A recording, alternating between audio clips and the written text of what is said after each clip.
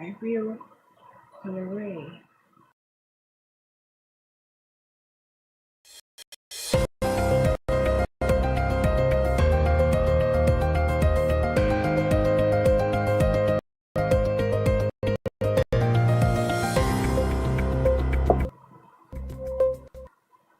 On the news headlines, Lagos Island epicenter of cholera outbreak, Health Commissioner. 6 killed as herders attack farming community in Taraba. Woman released after 43 years in prison for crime she didn't commit. And on entertainment, Wizkid is the Jay-Z of our generation, Terry G. Good day, you're watching Leadership TV News. I am Cynthia Onwado. Many thanks for joining us. The Lagos State Commissioner for Health, Professor Akin Abayomi, says Lagos Island has the highest number of suspected cholera cases with 106 cases out of the 350 suspected cases in the state. Abayomi disclosed on Monday through his official X handle while giving an update on the state's cholera outbreak. According to the World Health Organization, WHO, cholera is an acute diarrheal infection caused by ingestion of food or water contaminated with the bacterium Vibrio cholerae. Cholera can cause severe acute watery diarrhea, and the severe forms of the disease can kill within hours if left untreated. Abayomi disclosed that laboratory tests have confirmed that the outbreak was due to cholera, with the identified strain being highly aggressive and contagious with potential for widespread dissemination. Speaking on morbidity and mortality, Abayomi disclosed that 350 suspected cases of cholera were reported in 29 wards across multiple local government areas in the state. According to him, there are 17 confirmed cases and 15 fatalities attributed to severe dehydration caused by delayed presentation at health facilities. The commissioner further said that the geographical distribution of suspected cases by local government areas revealed that Lagos Island was the epicenter of the outbreak with 106 cases, followed by Kosofe with 49, Etiosa 38, Lagos Mainline 30, and Ojo with 17. Through community-based case finding and contact tracing, we have observed that the number of cases has peaked and is now significantly declining, he said. He stressed that the state was intensifying its public health prevention campaigns to prevent a resurgence. According to him, suspected cases are receiving free treatment at the state's public health facilities in line with public health response protocols. Abayomi said that the state was receiving support from the Nigeria Center for Disease Control (NCDC) and the international partners, including the World Health Organization and the UNICEF. He added that local non-governmental organizations are actively involved in raising awareness and conducting community-based surveillance efforts on cholera causes and transmission. Abayomi disclosed that cholera is caused by contaminated water and food, and transmission common in areas with inadequate water treatment, poor sanitation, and insufficient hygiene. He said that common symptoms involve severe diarrhea, vomiting, dehydration, rapid heart rate, low blood pressure, thirst, and muscle cramps. Symptoms can appear within a few hours to 5 days after infection, he warned. On prevention measures, Abayomi advised citizens to drink safe water that's boiled, treated, or bottled, and eat food that's thoroughly cooked and hot, and avoid raw foods. He advised citizens to maintain high hygiene by washing hands with soap and clean water regularly, and using proper sanitation facilities and disposing of waste properly.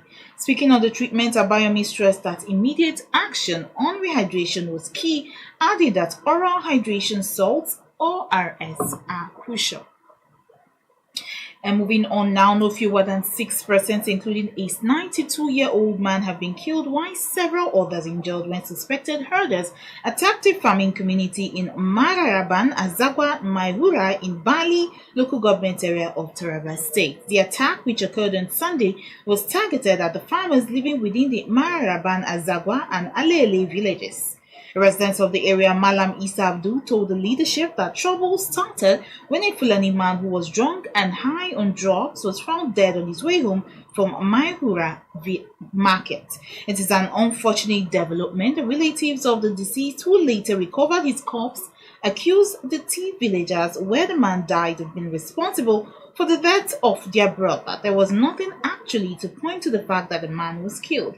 He might have probably died from complications arising from alcohol intake and the drugs he took.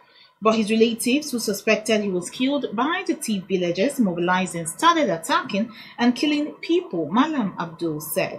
The chairman of the Taraba State Thief Traditional Council, Zaki David Ba, who briefed journalists in Bali on the development, confirmed that 6 people were killed and 4 others are in critical conditions in the hospital.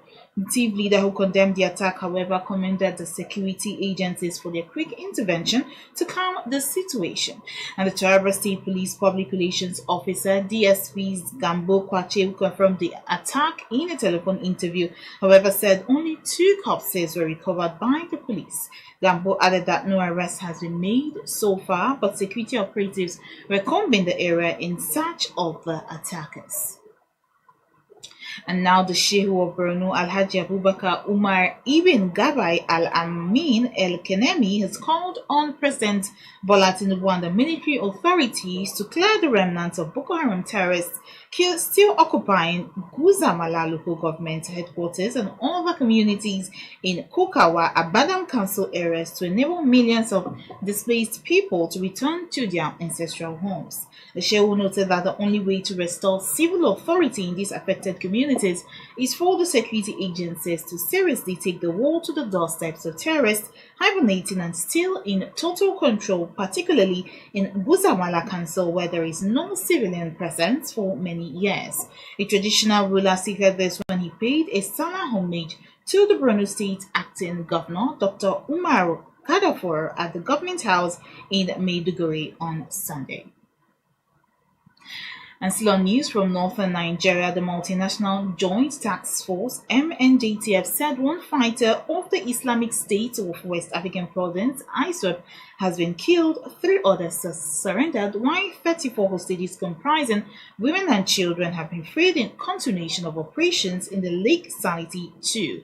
A statement by the Chief Military Public Information Officer, MNJTF, Lieutenant Colonel Abubakar Abdullahi, said troops on 15th June 2024 conducted clearance operations in Mazuri, Isari, Mudu, and Maleri villages on the fringes of southern Lake Chad in Nigeria, where they rescued the victims and killed 1 terrorist in the encounter. The statement said the ISWAP fighters based in the Jabilaram camp, a secluded islet on Lake Chad, also surrendered to the vigilant troops of Task Force Wilgo on 17th June 2024. He identified the surrendered fighters as Babakura Bubaka, 20 years, Abacha Kiari, 28, and Muhammad Adam, 29 years. Lieutenant Colonel Abdullahi said they were currently undergoing interrogation for further information. The statement said continued airstrikes carried at Cholera on 9th June 2024 destroyed 3 suicide vehicle-borne IEDs poised for a major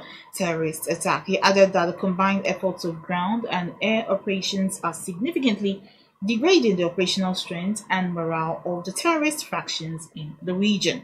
He reiterated that the MNJTF remains resolute in its mission to eradicate terrorism, ensure the safety of civilians, and foster a secure and peaceful environment conducive to sustaining long-term stability.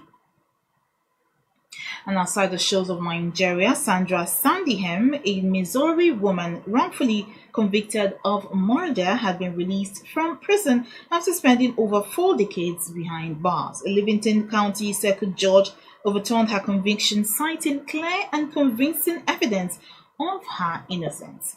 Hem, now 63, was sentenced to life imprisonment for the 1980 murder of Patricia Jett, a livery employee in St. Joseph. Sandra Hem, a Missouri woman who was wrongfully convicted of the murder, has been behind bars for over 4 decades.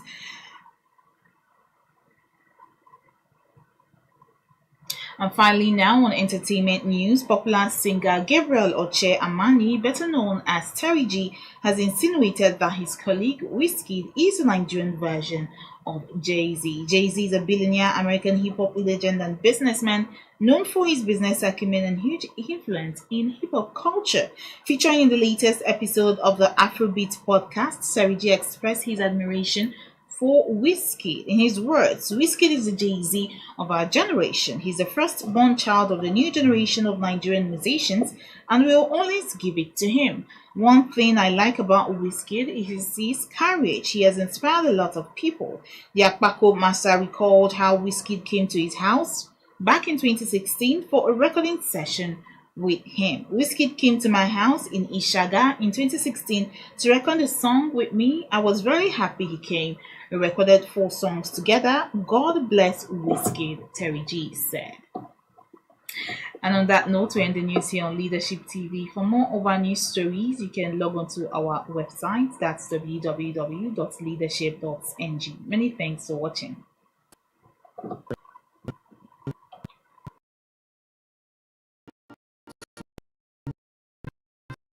For watching, for sponsorship and advert placements, please contact 08036886158. Last Word Leadership Podcast Studio.